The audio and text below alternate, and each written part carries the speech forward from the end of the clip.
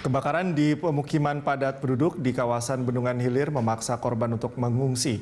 Kondisi pengungsi wajib menjadi perhatian karena pengungsi juga harus tetap menjalankan protokol kesehatan.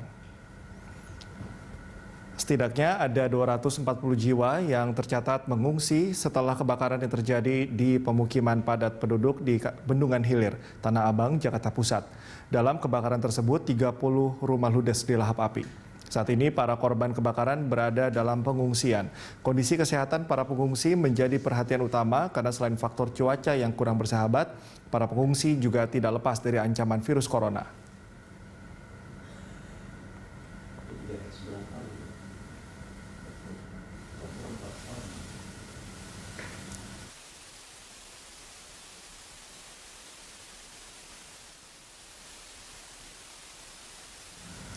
Untuk mengetahui kondisi terkini dari pengungsian korban kebakaran, kita terhubung dengan Patricia Mapalie dan juru kamera Adesu Herman serta pilot drone Muhasin Jalal. Patricia, bagaimana kondisi para pengungsi saat ini? Apakah kebutuhan mereka sudah terjamin di sana? Ya, sudah Cikal. Kalau bisa saya gambarkan, kondisi di sini sudah kondusif dan kebutuhan-kebutuhan dari warga yang mengungsi akibat kebakaran sudah terpenuhi. Namun memang meskipun sudah terpenuhi, tapi ada juga beberapa hal yang masih dibutuhkan oleh warga yang berada di sini, yaitu adalah alat tulis menulis ATM ini yang diingatkan oleh petugas di sini. Tadi saya tanyakan apa saja kebutuhan yang masih dibutuhkan dan yang mengatakan bahwa masih membutuhkan alat tulis menulis untuk para anak-anak yang masih bersekolah di sini, meskipun memang untuk sekolah sendiri masih dilaksanakan secara online seperti itu. Sejauh ini kebutuhan-kebutuhan lainnya sudah terpenuhi, kemudian bantuan-bantuan juga datang dari sejumlah pihak seperti dari Dinas Sosial, kemudian juga dari BPBD, ada juga dari RT RW setempat, warga setempat, dan juga dari pihak swasta serta pihak-pihak terkait lainnya. Untuk makanan, minuman sudah tersedia di sini. Dan bisa dikatakan bahwa kondisi pengungsian juga kondusif, ada 2 tenda yang disediakan dan juga ditambah dengan 2 ruangan. 2 ruangan itu untuk lansia dan juga anak-anak dan dipisah keberadaannya sehingga di tempat ini meskipun dengan keterbatasan lahan, ini dulunya merupakan tempat lapangan voli, begitu kemudian dialihkan menjadi tempat pengungsian. Meskipun dengan keterbatasan lahan, tapi masyarakat tetap berusaha untuk tetap menerapkan protokol kesehatan seperti 3M.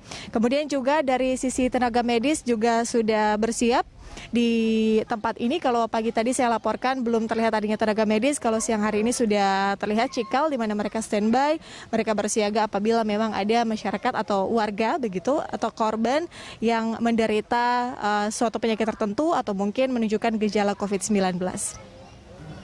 Cikal.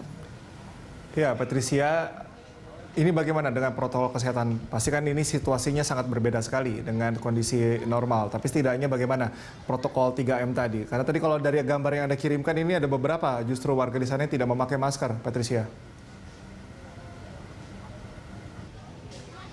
Ya, benar Cikal. Tadi dari pantauan saya memang ada beberapa kali saya dapati ada warga yang tidak taat dalam menerapkan 3M seperti penggunaan masker dan juga jaga jarak. Ini saya dapati dari pagi sampai siang hari ini ada beberapa kali warga yang bercengkrama, bercakap-cakap seperti itu tanpa mempedulikan protokol kesehatan seperti tidak menjaga jarak dan juga menggunakan masker. Meski demikian tetap protokol kesehatan tetap dilakukan dan mungkin tadi kurang monitor seperti itu Cikal. Namun tadi saya juga dapati bahwa ada warga yang tidak menggunakan masker kemudian ditegur atau diingatkan oleh petugas yang ada untuk menggunakan masker.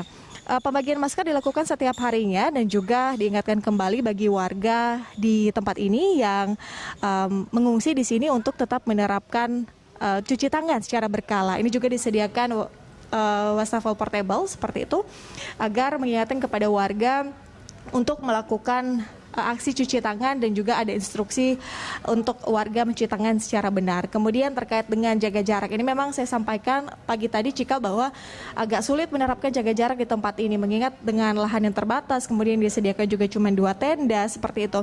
Dan semakin tadi pagi belum seramai sekarang siang hari ini, dan bisa saya katakan bahwa penjagaan atau jaga jarak ini apabila tidak dimonitor benar-benar oleh petugas, maka kemungkinan besar tidak dilaksanakan oleh masyarakat.